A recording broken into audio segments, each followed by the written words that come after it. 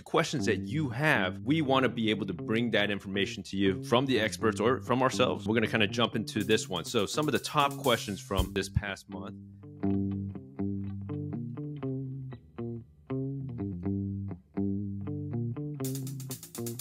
This is the Man Up Podcast, the doctor's guide to men's health. Each week on our podcast, we interview the top specialists of the field on various topics in men's health. You have questions that you are too afraid to ask, we have the answers. This week, our episode is titled Q&A. I'm Dr. Kevin Chu, and I'm joined as always with my co-host, Dr. Justin Dubin. Justin, you're in an airport right now, huh? Yeah, I'm currently in an airport trying to get back to New Jersey, actually, from San Diego. We were hanging out. We were at a SMSNA, Sexual Medicine Society North America conference, which was awesome. We had a great time. We recorded some stuff. Always the best conference, in my opinion, every year. And San Diego rocks. Hands down, best Mexican food in any place. Would you agree? I absolutely agree. I mean, anywhere in Southern California, San Diego, very good. LA does also have some good Mexican food as well, but it was a fantastic conference. We got to spend a lot of time together. We did some cool stuff with the podcast. I'm sure if you follow us on IG, you saw some of the, we had a little bit of a higher production. Funny because now we're doing a very low production intro here, but it's we're really excited to be able to share that and also spend a lot of time with our peers who are in the same field, have the same passions to improve men's health. So it was awesome. Yeah, Kevin gave an instructional course, which was very cool to everyone there. I got to give a talk and present some data. So it was very beneficial. Also, by the way, I'm wearing Cozy Earth. Shout out Cozy Earth. Shout out Cozy Earth. But yeah, so this week we were highlighting a lot of questions you guys asked. We asked you guys to ask some questions. You did us a favor and sent us some questions, and that's what we're doing. We were doing some Q&A. Hopefully you guys learn, it's kind of quick shooters. I think we do about 5 or 6 questions. That's right. I really liked this format. I think you liked it too, right, Kev? Yes. Yeah, I think we're going to introduce it in the coming year. There'll be some changes with the Man Up podcast, hopefully to, just get out more information for you guys. And so this format's one of the things I think we're going to kind of put into kind of our regular kind of scheduling program. So yeah, I agree. Hope you enjoy it. Yeah. I mean, listen, men's health, start talking about it. We need to talk about it more. I have a mustache right now, if you're watching the video. Yeah, I think we just get into it because I'm about to board this plane. Yeah, absolutely. Happy Thanksgiving, guys. We'll see you after the holidays. Happy Thanksgiving. As men's health specialists, we know guys are shaving their balls. Yeah, we examine a lot of you, so we literally see it, but we also have the data showing it too. That's right. According to research, over 85% of men trim their pubes. Not only that, but research shows that over 70% of women prefer a partner with at least partially trimmed pubic hair. So guys, we know you're trimming the hedges, and we know that most women prefer you manscape.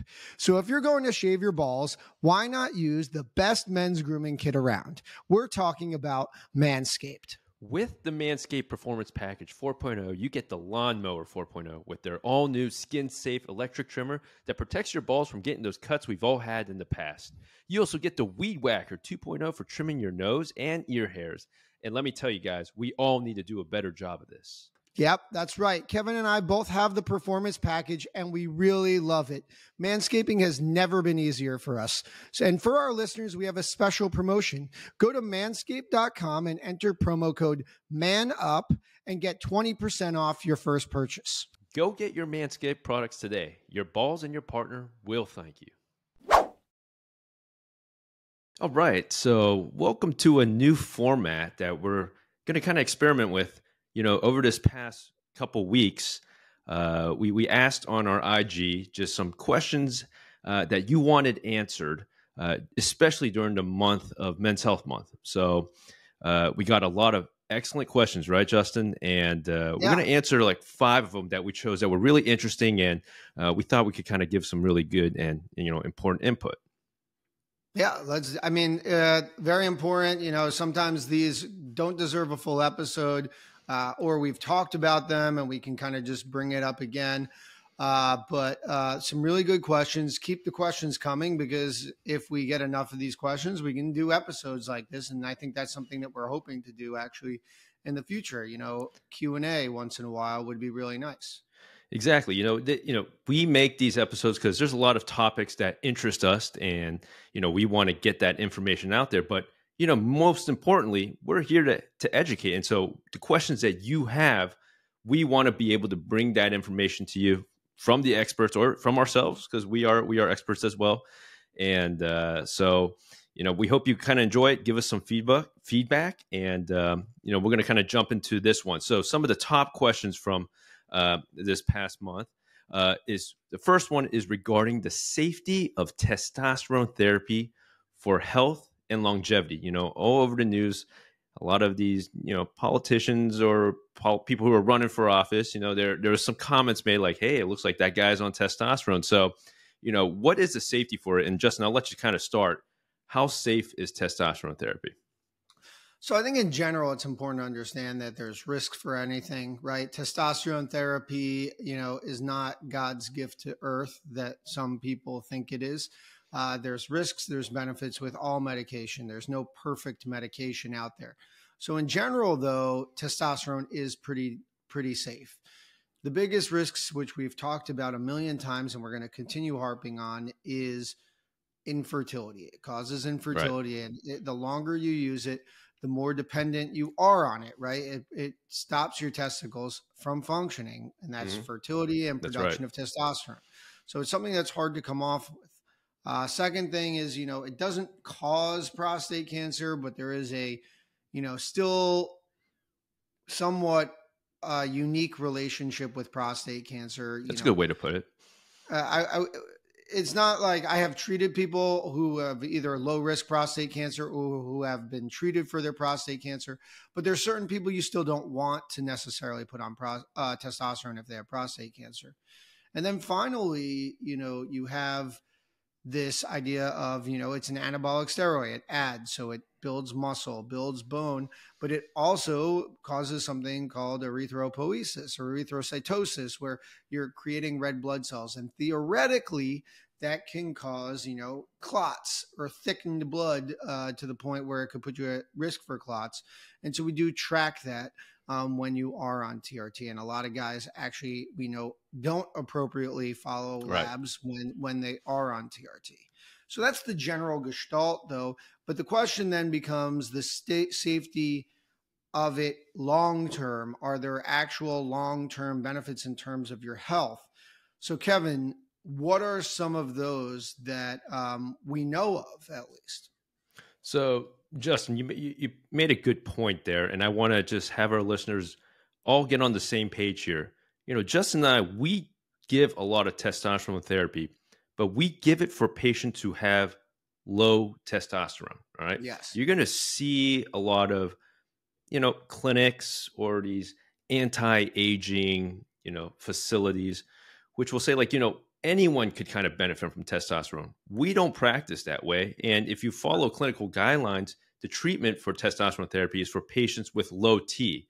Now, that level can be debatable, and we'll probably jump into we'll talk about that paper sometime later on about like, for ages, maybe we can kind of adjust what that level is. But in general, that number, for me, I use around 300 nanograms per deciliter, is considered low T. So in a patient that has low testosterone below that level, it's been shown that if you don't get that number raised up to a normal level, you have an increased risk of myocardial infarction, strokes, and just other, cardiovascular related mortalities. There was also papers showing that guys have increased chance of having hypertension, as well as dyslipidemia, or, cholesterol irregularities within your blood. And so there are a lot of benefits to getting it treated when your T is low. Do you agree, Justin? I think it's one of those things where it's one bad thing can often be leading to others, or they're kind of all in it together. It prevents right? Treating low testosterone is preventative of heart attack and stroke, exactly like you said. It prevents high blood pressure, or decreases your risk of high blood pressure. It decreases your risk of, having cholesterol issues, all related to that heart attack, that stroke, but also helps, with obesity and high BMI, right?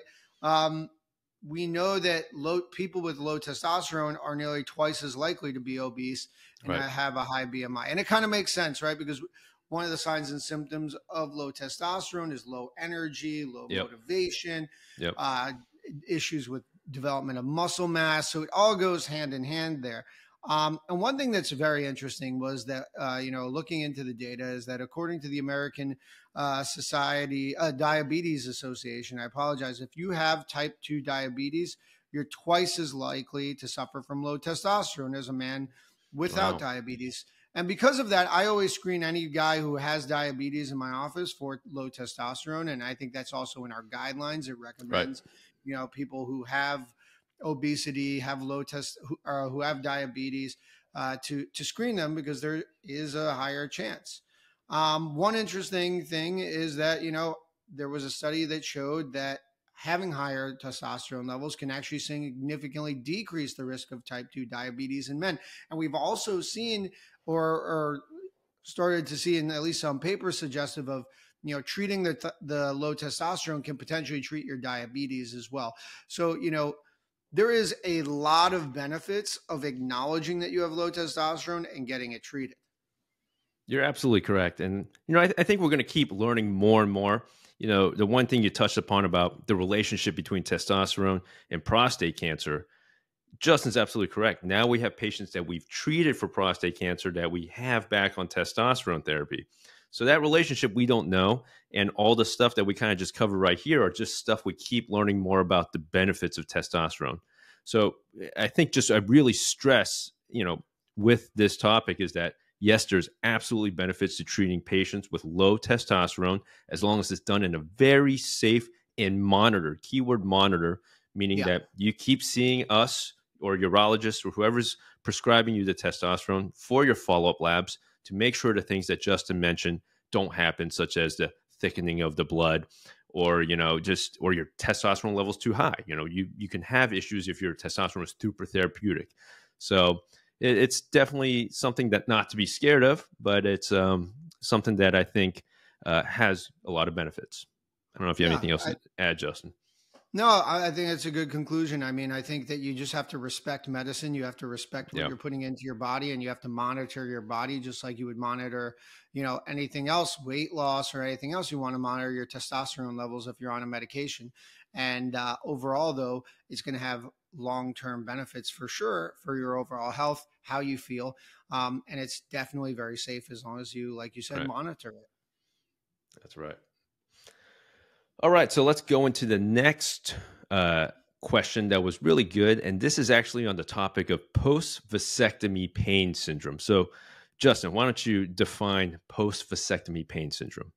Yeah, sure. So post-vasectomy pain syndrome is also known as chronic post-vasectomy pain, is really defined as an intermittent or it's a constant pain in one or both testicles for at least 3 months. Which kind of can interfere with your daily activities after you get vasectomy. What's interesting is that originally it was, and I was quoting this number until I was reading about it, reading up about it again, was I always tell my patients happens at about 1% of patients. That's what I quote. Right. And there's a newer study, it kind of suggests about 5% of patients may have this, which obviously is not great. It's not a high number, but it's not insignificant though. Possible. No, it's not. It's not. And, I don't know what you tell your patients. I mean, but I do tell them, I said, listen, I haven't had one yet, knock on wood. I think I'm doing something the way that I do my vasectomies. It's just theoretical in my brain. I'm stripping it. I'm being careful, making sure the nerves are down, but there's no guarantee. And there's going to be a point where I'm going to see a patient with post-vasectomy pain syndrome. It's just kind of the way it goes, right? You do enough of these surgeries, you're going to get the number. But in general, the vasectomy is a great, great procedure. And, we've done a lot of, conversations about vasectomy at this point. And I have seen comments from people in the comments, on Instagram or TikTok or Twitter saying, hey, I have post-vasectomy pain syndrome. Is the worst thing that's ever happened. Don't get a vasectomy. So I think it's important to acknowledge. I don't know what your thoughts are, Kev. Yeah, it's one of those things that we don't know exactly what causes it. First off, right? Right. It's you because the majority of guys, as you cited, only 5% in the recent study showing develop it. It's a procedure that we do almost the same way every time. Like Justin says, you kind of strip it, making sure that there's no, So let's talk about what is hypothetically what is causing it. It could be some sort of inflammation. Maybe there's some nerve that just happens to be under that's causing some discomfort afterwards. And so for some patients, they do have some pain for like 3 months, and then afterwards it kind of goes away. I'll go back to a story I had from training. There was a patient that had a vasectomy done probably about 5 years before, and just had this persistent pain and had been on a couple anti-inflammatories, some steroids, and just couldn't get the pain away. And so we actually ended up doing a vasectomy reversal, and the patient's pain improved. Post-op semen analysis showed sperm in the ejaculate, but his pain improved. But we didn't meld together his nerves, Right. So it's something that, and so there could be, I think some of these papers touch on it, and Justin, I like your opinion on it too, but there could be like some psychological component to it, right? I think so, potentially. I think there is always we've had those patients. It's very rare. So first off, I'm going to preface this where there's a lot of studies out there where they ask about regret in terms of vasectomy. Yes. And overwhelmingly, no one regrets their vasectomy. Overwhelmingly, that is true. Now, are there people who potentially do? Yes. I know that Kevin's seen one or two. I have probably seen one or two. And it's a moral dilemma. It's usually some other kind of thing. And can that impact it? Potentially. But I also think that that's the smaller percentage of people who have post-vasectomy pain syndrome. I do think, like you said, that there is this inflammatory nerve component that you often treat with oral medications, pharmaceutical interventions for a while. For a lot of people that I've seen, it's worked. If you need to, you can do a cord denervation. You can do a vasectomy reversal like you have done. So there are options is the bottom line. It's a low risk thing, but there are options for it. One thing that I wanted to bring up that was interesting that when I was looking at this again, was they looked at that meta-analysis that said 5% of post-vasectomy pain syndrome prevalence. They looked at the scalpel versus no scalpel techniques. There's usually two different approaches for which you can do a vasectomy. I do no scalpel. I believe Kevin also does no scalpel. That's correct. I don't know. Yeah. There's no difference. There was no difference in risk of post-vasectomy pain syndrome. So once again, but they did say that post-surgery, post-vasectomy pain in general is a little bit less in the no scalpel, but the overall risk of post-vasectomy pain syndrome is equal in both procedures. But I mean, it doesn't even make sense because a no scalpel technique it's just kind of how you're getting into the skin. Right? Correct. I agree. I agree. That's why and so I think the point is, I would just ask how your doctor does it, and however they do it, that's the way you should do it. I don't think it really makes a difference. So you shouldn't be scared of doing it no scalpel versus scalpel.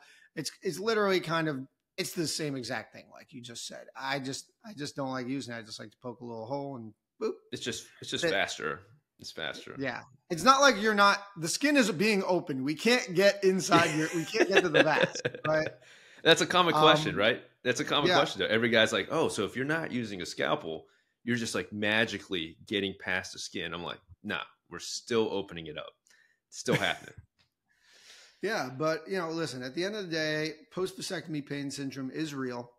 There's a low chance of it, but it's not zero, as I tell my patients. And there's ways to treat it if we need to. So, if you're struggling with post-vasectomy pain syndrome, also, go talk to a urologist, go talk to a specialist, because there are people who do handle this, including Kevin and I. That's correct. All right, so that was good. Let's move on to the next topic. This topic is, it's a heavily debated topic. So I think we'll kind of discuss here. We'll probably play a little devil's advocate here just to kind of get a little bit of both sides. Yeah, I Uh, think that's a good point. Good idea. but this was actually a great topic brought up, and it's on post-finasteride syndrome. Is it real? Is it not real? So let's discuss.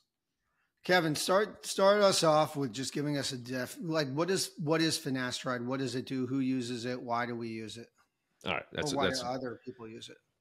that's a great foundation. So first off, finasteride. Finasteride is a medication that basically is stopping the conversion of testosterone to its active form. All right, it's dihydrotestosterone. Right, that's basically what the medication does, and it's approved for use for patients with enlarged prostates. So when you give it to a patient with an enlarged prostate, it will actually shrink it. In about 6 months, you can get upwards of about 40 to 50% shrinkage of the prostate. So when you think about that, that's great for some of these guys who don't want to undergo surgery to improve their symptoms. If you shrink the prostate, you will get improvement in the symptoms. So that's really great. And they also saw as kind of like an off-label kind of use for it was that patients with male balding were actually getting some hair regrowth on the medication. And so those are its main uses that guys use it. Guys with male balding, they would take about 1 gram of the finasteride daily. And for guys with an enlarged prostate, we're taking about 5 grams daily. So that's finasteride and what it does. So it's a great medication and it's effective, right, Justin? I mean, I use it in certain cases for my patients. I know we've talked about this in the past, but for some of my older patients who can't undergo surgery, I still go like, look, as we'll discuss more about its issues, but I still find that they have really good effect. I mean, you're not the only one. I think I stand strongly on the other side of this. I hate this medication. I don't prescribe it to anyone.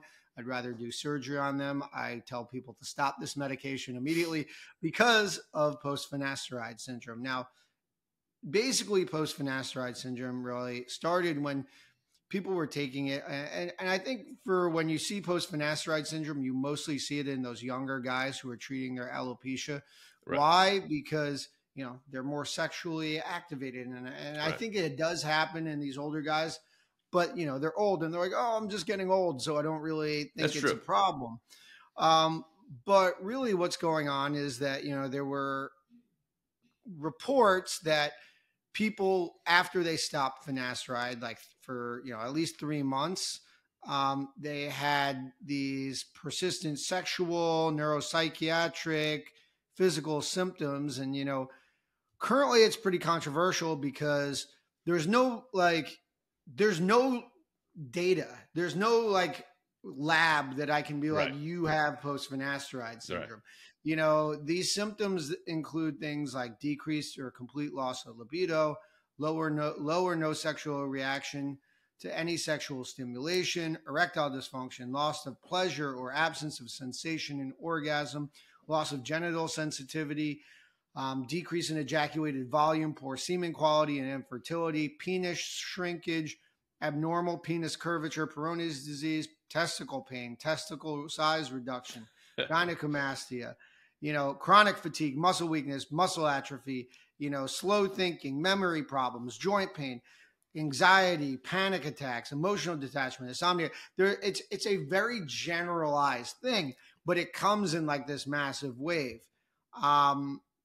And I don't know if you've seen patients, but I have seen patients for post-finasteride syndrome. And I will tell you, no offense to them, because it's just a horrible, horrible thing. It's hard for me to treat. And it's hard for us to treat because I can't point to anything and be like, all right, we can treat this. We can do this. A lot of it is unfortunately supportive care. Now, what the prevalence rate of this is, who knows? It's very low. I would say less than 1% by far. But is it zero? No. And from my standpoint, when I look at this and I look at the guys who have had this and their struggle, I don't think it's worth giving it to anyone, because if you're one of those people, it's horrible. Now, I don't know. Some people also say it's not real. There's also data suggesting it's not real, right? Like there's a lot of different data out there. There's a lot of different combating studies. They've done a lot of clinical trials looking at post-finasteride syndrome, comparing the like finasteride versus placebo. And actually some of the placebos had higher risk of post-finasteride syndrome. So, it's a very controversial subject. Where I stand on it is I believe it's 100% real. I am against finasteride. I'm against testosterone. I want all the ides. I want all the 5-alpha reductase out of my system, out of my patient's system. But I know I am probably in the minority there. Kevin, tell me your thoughts. It's tough. And, this kind of brings me back to when we were going through training. I think one of we had some one of these visiting professors come and talk to us about it, and it was heavily debated at that time. For me, when I start any patient on medications, I always tell them, hey, look, here are the potentials. This is an option, and these are your alternatives, right? And so I always preface it. So if like, for me, like, yeah, it's the percentage chances of this happening are not high from the studies shown, right? Right. Very low. Not even very that high. Low. Very, very, very low. Very, very, very low. There's a lot of patients who take this medication and never deal with it. But you are right. I have, seen and worked with patients that have been on the other end where they're like, yeah, like ever since I took it, like, 5 years later, I still have low libido. My erections suck. And they're young. These are things you don't usually see happening. So, I recognize that it's definitely a possibility, but I do see a lot of benefits for the medication. And so as long as you're appropriately counseled on it, I'm okay with it. Now, there was this recent JAMA paper that highlighted it because they really wanted to take a look to see its effect on mental health, or like just suicidality, depression, or anxiety. And they actually found that there was a disproportionate signal of these three associated with finasteride use for alopecia in patients younger than 45 years old. And so again, that's really important that, patients who are taking this for, hair restoration, you should be appropriately counseled on this, because if you start taking this, these are real things that can potentially happen. Yeah, I mean, that's a scary paper, right? Increased risk of suicidality and psychological adverse events associated in men taking finasteride for alopecia under the age of 45. So, obviously we're still learning, right? I think that's the other thing here. We're still learning about medications and the impacts. And that's just the way that medicine is, we're human after all. And sometimes that's how medications, you find out things where they get enough people on a medication that the risk of it is 0.0001% chance, but you put 10 million people on it, it becomes a significant amount of people. That's a great point. That's a fantastic point, because this medication, finasteride, dutasteride, it's been around for a long time. This isn't like this is a 10-year-old drug. No, this is a drug that's been used for a long time.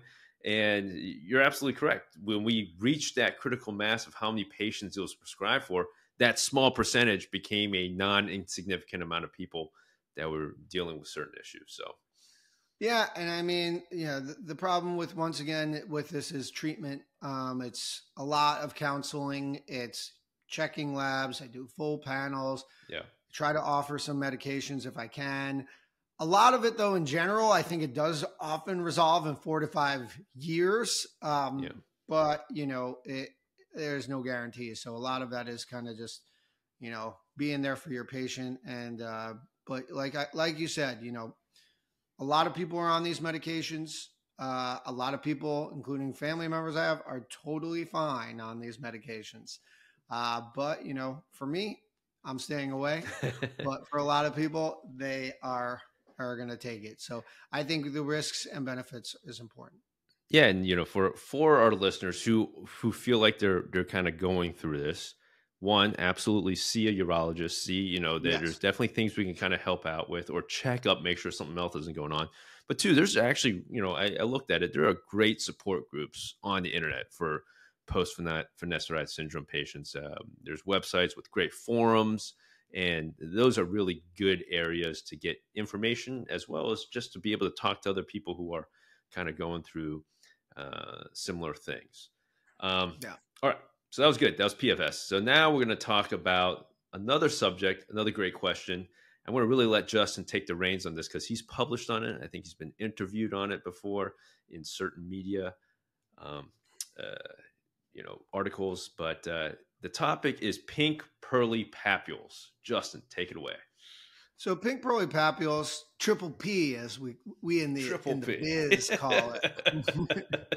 The biz. You know, it's actually kind of a dermatological issue more often, but you know, skin on the penis, there's a little bit of a crossover often with dermatology. I published a paper on pink pearly papules with Dr. Carl Sardi, who's a guest on the podcast before. But basically what they are, these little, we call angiofibromas on the glans penis and kind of also on the corona. The glans is the mushroom and the corona is, you know, that little connecting area underneath the mushroom. And it's actually, they're pretty common. They're seen in about 30% of males and actually a little bit of higher prevalence in African Americans too, where they're basically little dots that are flesh colored looking. They're like less than a millimeter in size, and they're located around that corona pretty much. And you know, they come around during puberty, and you know, it's kind of one of those things that they're there. They don't. The important things, you know, is it doesn't cause pain.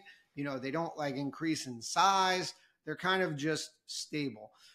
And the problem with these is that often they can get confused for genital warts or some other lesions. There's something called venerophobia, where a lot of, you know, men freak out. They think that they have an STD or they go to get it treated for as an STD. And it can cause increased stress. Now, I don't know about you, but I have seen some pink pearly papules that have been so distressful to the patient that they asked me to do surgery. And what I did was I treated them just as I treated genital warts, even though they are not genital warts. And I've done laser CO2 to treat it, which is totally an acceptable thing. I usually try not to, but if it's something that's obviously really bothering the patient, or sometimes their partners are worried, they're like, what is this? I don't know what this is. It's a reasonable thing to do. But I think the counseling here is the most important thing. You know, if you're worried you have genital warts or you have something on your penis, go talk to your primary care doctor, talk to your urologist, talk to your dermatologist. I don't know, Kevin, how often do you have patients asking about pink pearly papules? I've seen it a good fair amount, and you know, I don't blame them. Like if I saw something on my penis like this, I'd be like, "Oh no, did I catch or contract something?" And I want to find out what's going on. And I liked that you mentioned, yeah, there are certain patients who want to get it treated. Like, you know, I counsel them and go like, look, there's nothing, this is, you know, it's a normal thing. Don't worry about it. But yeah, they want to get it treated. One important thing I always want to mention about any sort of treatment is that anytime you undergo some of these laser things, which I do too, that's the same exact thing that I do for these patients who want it treated, is that you're going to have potential skin discoloration at that area where you get it treated.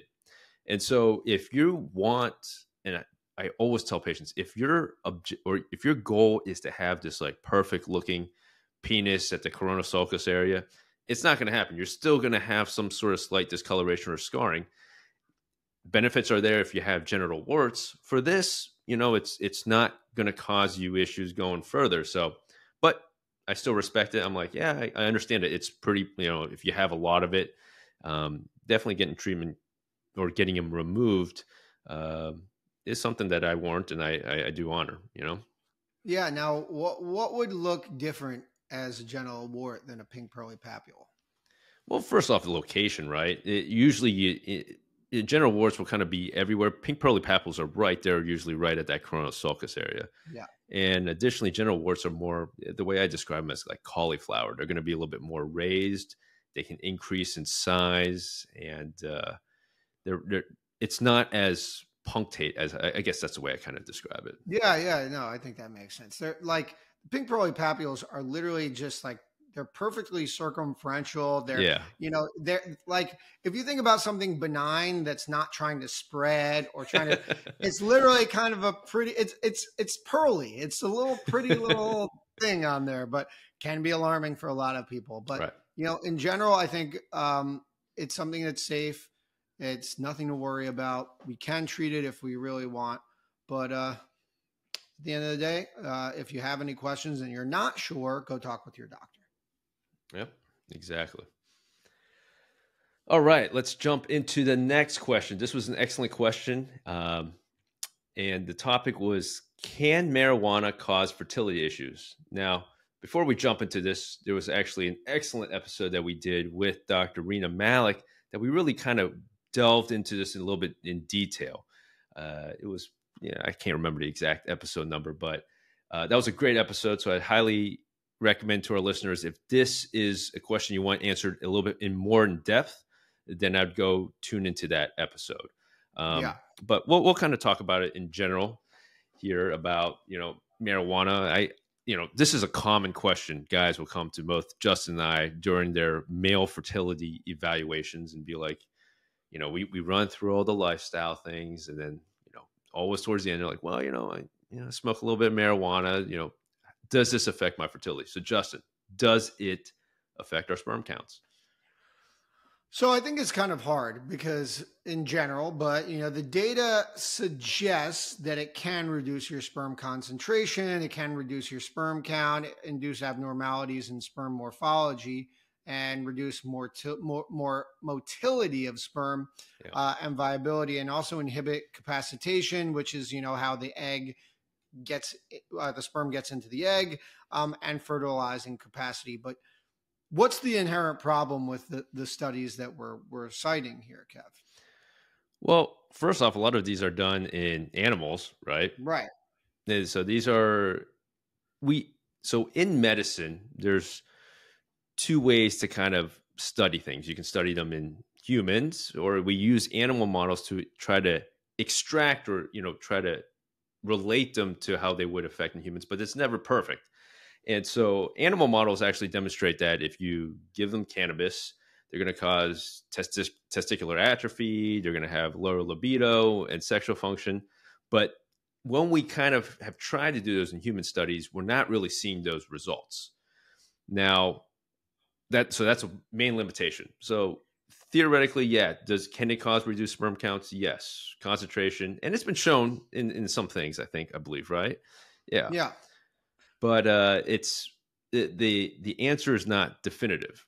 The way I counsel that's exactly what I was going to ask. How do you counsel your patients? So how do I counsel my patients? And I think we've kind of gone over this before, but if you're in my office and you're concerned about fertility, or you're coming here and you're like, hey, I just want to check on my fertility, I go like, look, there's something that's bringing you here. So you have to really take into consideration what you do may cause an impact, and we can't give you a for sure. Other common things that guys ask, if I drink alcohol, is that causing infertility issues? Smoking is a little more definitive. Smoking is like a really definitive thing, but like I can't say like, well, if you have one glass of wine a week, that's causing your infertility. No, right? Probably not. But again, just fertility is such a gray area. It's hard to say. So I go like, look, if you're really trying right now, don't ever think back and be like, wow, I kind of regret that I kept smoking marijuana and haven't been able to have a kid, even though we can't definitively state that that's what caused it. That's how I counsel my patients. Yeah. I mean, the way I say it is, listen, how much are you smoking? First off, I always ask. And then I say, like, how important is it to you? Because I think that the problem with things like, especially marijuana, is, in these monkey studies, most of it is like monkey studies. Right. You can say this is exactly how many grams of weed we gave this monkey. Yeah. Got it high. Awesome studies, by the way, like the coolest studies ever. Yeah. But in humans, like, I don't know what 1 gram of smoking weed versus 5 grams of edibles versus, and doing it how many times a day versus every other day.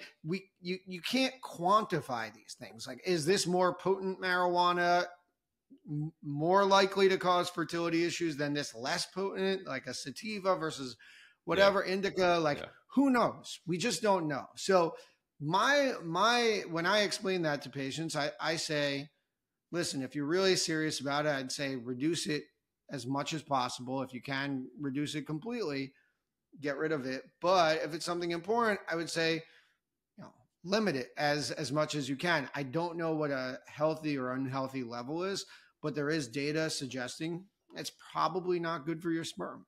Just like anytime you put some foreign like body thing, you're inhaling something, a drug, and we should have a whole drug talk at some point with fertility. Yeah. But I'm talking about medical drugs, of course. But I think in general, if you want to be smart about it, just don't do it, like you said. Yeah. Look, again, when you're trying to conceive, if you're having issues, you have to look back and see what's potentially going on, especially if your workup and it's like, oh, wow, like, I mean, that's something we'll kind of dig into in another time, but if your workup's still normal and there's still like issues with infertility, I always go like, look, there's some things that we can't measure. Like as much as we try to understand fertility, there's still so much that we don't know. And so if things aren't still working, of course there's awesome stuff like IVF or IUI and stuff like that. But if that's not like within your financial means, think about lifestyle. I stress that to all my patients. Think about lifestyle. There's guidelines on it now, just like trying to run through certain lifestyles. And I guess that kind of relates to the last question that we'll talk about here. Before we're talking about marijuana, but now, can vaping cause fertility issues? Now, I think Juul was a lot more popular a couple years ago. It's kind of because it got banned. It got banned. But he got banned. But I don't. Maybe because I'm in California, I don't see it as much more as often as I was seeing it before. I don't know about you. I don't believe that.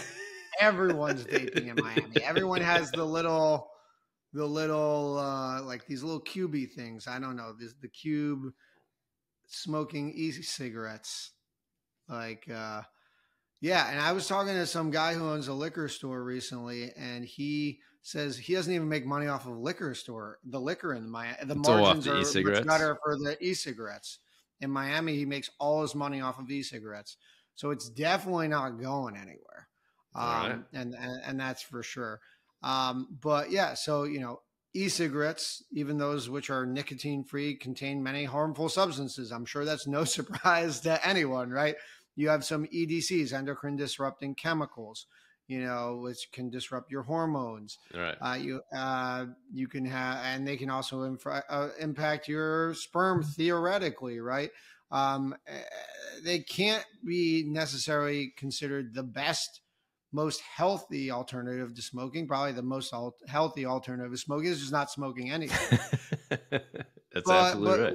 What have some of the studies shown, Kevin? So studies have taken a look on the effects of e-cigarettes on the male reproductive system, have mostly, again, similar to the marijuana stuff, been, in animal models, right? Right. And the data, though, has suggested that vaping leads to, really harmful alterations to the cells, tissues, and organs in the male reproductive system. And so it's more so than the marijuana ones, but it's shown that it's pretty much that this is bad for you. This is not good for your fertility. Same with like cigarettes, very definitive. E-cigarettes, pretty much similar. That's what I would say. Yeah, I agree. I think it's, you're smoking something, you're putting something that causes inflammation is the way that it's a foreign object causing inflammation in your body. We know infection reduces your semen count and your fertility. Any inflammatory process when you have chronic illness, when you have cancer. So why not, being a chronic smoker or chronic vapor, wouldn't that do the same thing to you? That's just how my brain works. But once again, that we need data. That's just how my brain works. That doesn't mean that's actually how it works, right? Because that's one thing that I hate is when people say, if you think about it, this is it. Well, I'm thinking about it, but I'm also telling you I don't have data to support this idea. So, but we do have some data in animal models showing that it's not good for you. Is that why? I don't know, but maybe it is.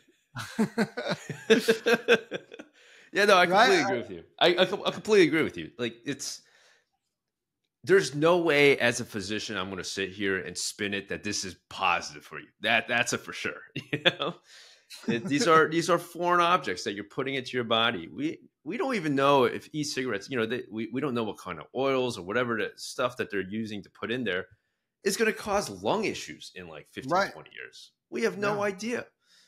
And so until there's further studies on it, again, the animal studies, I think, are enough to abstract from it that these are harmful, especially if you're trying to conceive and you're having issues.